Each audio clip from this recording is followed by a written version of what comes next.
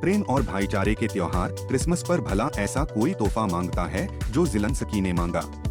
Putin की मौत की कामना। ज़ेलेंस्की ने क्रिसमस संदेश में ये कैसे इच्छा जताई, उनके इस बयान से रूस का भड़कना तय माना जा रहा है। पुतिन का नाम लिए बिना उनकी मौत की इच्छा जताई है। अपने संदेश में ज़ेलेंस्की ने कहा है कि रूस द्वारा दिए गए सभी दुखों के बावजूद वो उस चीज पर कब्जा करने में या बमबारी करने में सक्षम नहीं है जो सबसे ज्यादा मायने रखती है। वो है हमारा उक्रेनी दिल, एक दूसरे के लिए हमारा विश्वास और हमारी एकता। फिर पुतिन का नाम लिए बिना ज़ेलेंस्की कहते हैं कि आज हम सब एक सपना साझा करते हैं, हम सब की एक ही इच्छा है कि वो मर जाएं। लेकिन इस संदेश पर अभी तक रूस की तरफ से कोई ऑफिशियल रिएक्शन नहीं मिला है। लेकिन माना जा रहा है कि इससे दोनों देशों के बीच युद्ध विराम के तमाम कोशिशें नाकाम हो सकती है। ज़ेलेंस्की का ये संदेश ऐसे वक्त पर आया जब रूस ने क्रिसमस से ठीक पहले यूक्रेन पर बड़े पैमाने पर मिसाइल और ड्रोन हमले किए थे। इन हमलों में कम से कम 3 लोगों की मौत हो गई थी और बड़े इलाके की बिजली आपूर्ति ठप हो गई थी। ज़ेलेंस्की ने रूस पर आरोप लगाया कि उसने क्रिसमस की पूर्व संध्या पर भी हमले करके ये दिखा दिया कि उसे किसी भी मानवीय या धार्मिक भावना की परवाह नहीं है।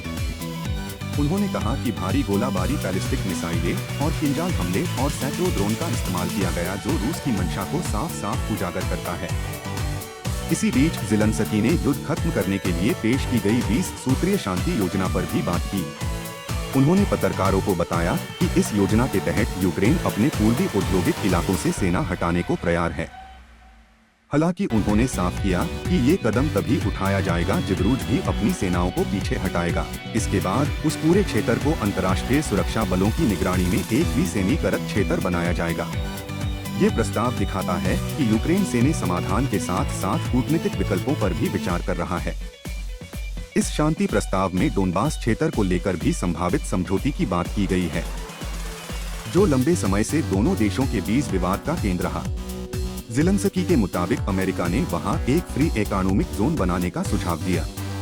इसे पूरी तरह से डीमिलिटराइज किया जाएगा। हालांकि इस बात पर भी अभी स्पष्टता नहीं है कि उस क्षेत्र का प्रशासन और विकास किस तरह होगा। इसके अलावा ज़पोरिज़िया न्यूक्लियर पावर प्लांट के आसपास के इलाके को लेकर भी इसी तरह के विशेष इंतजाम किए जाने की बात की गई है। ज़ेलेंस्की ने ये भी कहा किसी भी शांति समझौते को यूक्रेन की जनता के सामने जन संग्रह के लिए रखा जाएगा। उनका मानना है कि इतने बड़े फैसले जनता की सहमति के बिना नहीं लिए जा सकते हैं। ये बयान यूक्रेन के लोकतांत्रिक रुख को दर्शाता है। भले ही देश युद्ध की गंभीर स्थिति से गुजर रहा हो, कुल मिलाकर ज़ेलेंस्की का क्रिसमस संदेश विरोधाभासों से भरा हुआ नजर आता है।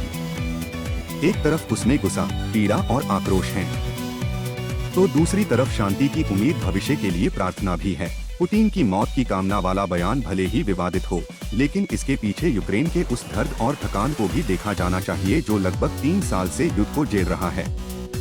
अब ये देखना अहम होगा कि ये बयान शांति प्रक्रिया को कितना प्रभावित कर सकता है और आने वाले दिनों में रूस और यूक्रेन के रिश्ते के इस दिशा की ओर बढ़ने वाले हैं।